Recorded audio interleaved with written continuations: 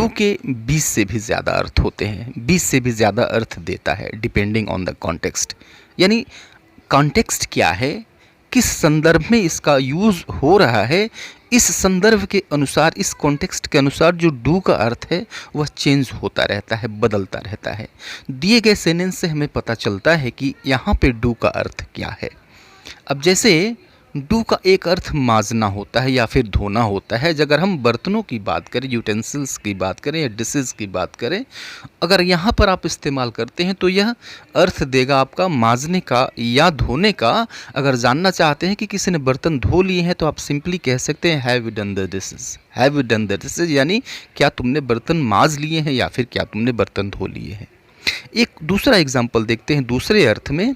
अब सपोज़ करिए कि आपका भाई जो है, आपके भाई से आप जानना चाहते हैं कि क्या वह इस सवाल को हल कर सकता है, तो हल करने के अर्थ में भी आप डू का इस्तेमाल कर सकते हैं। स्पोकन इंग्लिश में खूब चलता है, तो स्पोकन इंग्लिश में डू के 20 अर्थ निकल जाते हैं।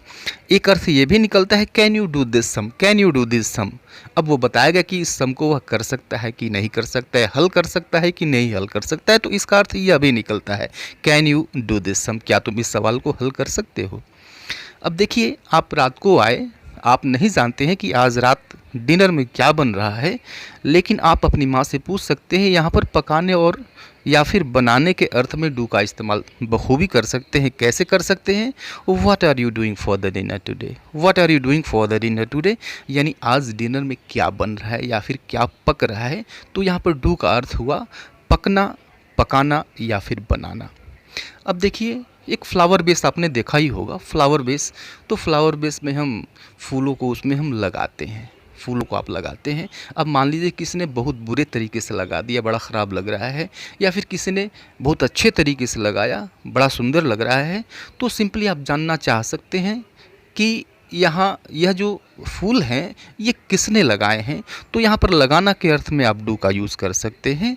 जैसे आप कहेंगे कि who has done these flowers like this, who had done these flower like this.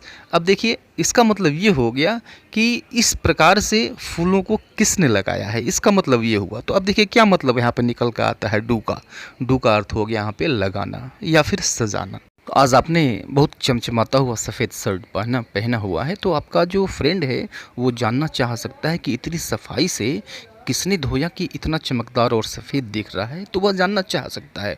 तो यहाँ पर धोने के लिए भी डू का वह इस्तेमाल कर सकता है। कैसे कर सकता है, वह जानना चाह सकता है, वह पूछ सकता है who does your clothes, who does your clothes, यानी तुम्हारे कपड़े कौन धोता है। अब देखिए, यहाँ पर डू का अर्थ हो गया धोना, कपड़े धोने के अर्थ में हो गया।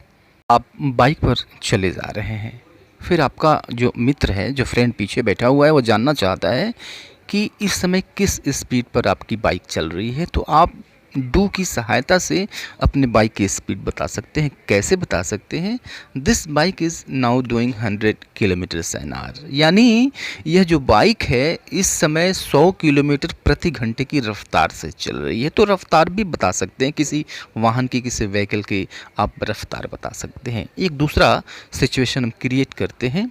आप खाना खा रहे हैं, फिर आपसे पूछा जाता है कि थोड़ा सा और चावल आप लेंगे क्या, या फिर थोड़ी सी और एक चपाती ले लीजिए, लेंगे क्या। तो आप कहते हैं क्या, this much rice will do me, this much rice will do me, यानी इतना सा चावल मेरे लिए काफ़ी होगा, यानी अब नहीं चाहिए, जो दिया था आपने बस वही काफ़ी है, this much rice will do me. तो अब यहाँ पे विल डू मी मीन्स मेरे लिए काफ़ी होगा। डू का मतलब क्या हो गया, काफ़ी, एनफ। एक दूसरा एग्जाम्पल हम देखते हैं, एक दूसरा अर्थ देखते हैं। जैसे हम लोगों से पूछते हैं कि how are you doing now, how are you doing now, यानी सब कैसा चल रहा है। अब कैसा चल रहा है मतलब आपका हालचाल क्या है। हालचाल पूछने के लिए भी आप इस्तेमाल कर सकते हैं डू का स्पोकन इंग्लिश में, no problem. Means how are you doing, answer मिलता है I am doing very good, काफ़ी अच्छा चल रहा है। तो डूइंग मीन्स हालचाल पूछने के लिए और हालचाल बताने के लिए, दोनों के लिए आप इसका यूज़ कर सकते हैं डू का स्पोकन इंग्लिश में। अब देखिए, डू का अर्थ होता है लगाना या फिर बंद करना भी होता है।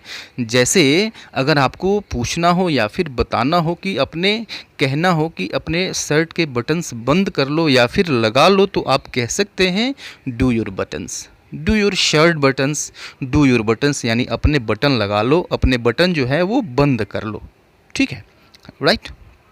अब देखिए कि आप अपने भाई को, छोटे भाई को कहीं पर ले जा रहे हैं लेकिन उसके बाल बिखरे हुए हैं, तो अब फिर कहते हैं आप just go and do your hair properly, go and do your hair properly, जाओ अपने बाल को संवार लो, या फिर तो यहाँ पर डू का अर्थ क्या हो गया, बाल संवारना या फिर कंघी करना।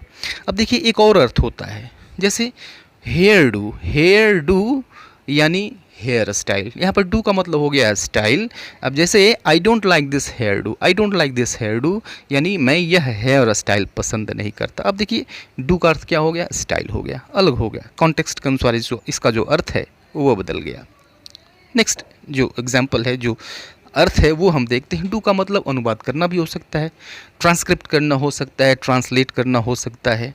अब जैसे can you do this sentence into English, can you do this sentence into English, यानी क्या आप इस सेंटेंस को इंग्लिश में ट्रांसलेट कर सकते हैं। तो डू का मतलब हो गया ट्रांसलेशन, स्पोकन इंग्लिश में खूब चलता है। अब जैसे आपने किसी को पूछना हो कि क्या आपने न्यूज़पेपर पढ़ लिया, तो आप कहते हैं क्या, yes I am done with the newspaper, yes I am done with the newspaper, यानी न्यूज़पेपर मैंने ख़त्म कर लिया, न्यूज़पेपर जो है वो मैंने पढ़ लिया, मीन्स आई एम डन, मैंने ख़त्म कर लिया। पढ़ लिया तो पढ़ लेने यानी काम समाप्त कर लेने के अर्थ में हमने डन का यूज़ किया, राइट। अब देखिए यदि आप कोई काम कर रहे हैं और दूसरा कोई जानना चाहता है कि क्या आपने काम ख़त्म कर लिया और आपको बताना है कि हाँ ठीक है मैंने ख़त्म कर लिया, तो सिंपली आप कह सकते हैं आई एम डन, या फिर आर यू डन, क्या तुमने काम ख़त्म कर लिया, यस आई एम डन, हाँ मैंने काम ख़त्म कर लिया। तो डू के और भी बहुत सारे अर्थ होते हैं। इस तरह के वीडियोज़ आते रहेंगे। वीडियो अगर पसंद आया हो तो इसको लाइक करें और चैनल को सब्सक्राइब करते चलें। Let's meet next time in the next video. Till then goodbye and take care.